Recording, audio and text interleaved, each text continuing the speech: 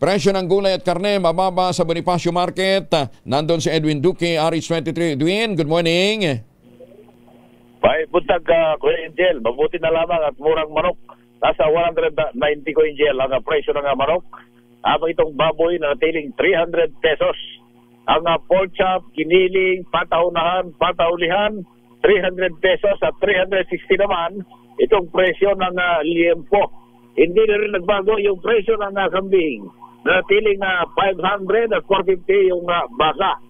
Pero itong presyo ng isda Kuya Angel, natiling 320 ang bangos at itong tilapia 90 hanggang 130 bawat kilo. Samantalang itong gulay Kuya Angel ay yung mga nakabitin tulad ng ampalaya 80 pesos na lang mula sa dating 160. Ang kalabasa 50 pesos, kamatis 100 pesos, ang labanos 90 pesos, talong 60 to 70 pesos. Ang mahal Kuya Angel, napapansin natin, yung lamang lupang gulay tulad ng luya 180, sibuyas 160, bawang 160. Pero itong repolyo bumaba ng 80 pesos, ang carrots 160. Ang siling labuyo naman 400 yung bawat kilo. At mas mataas ngayon yung siling baligang dahil nasa 500. Ang siling makopaw, bill keeper 450.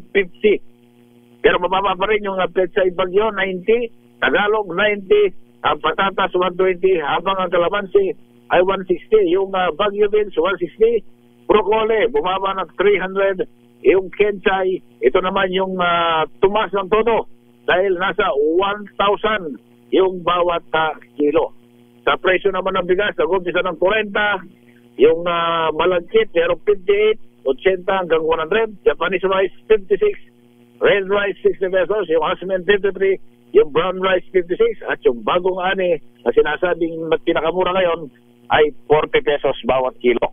So yan ating price monitoring report mula pa rin dito sa Bonifacio Market sa Caloocan. RH1 today, Edwin Duque nagulat sa DZRH, una sa Pilipinas, una sa Pilipino. Maraming salamat Edwin.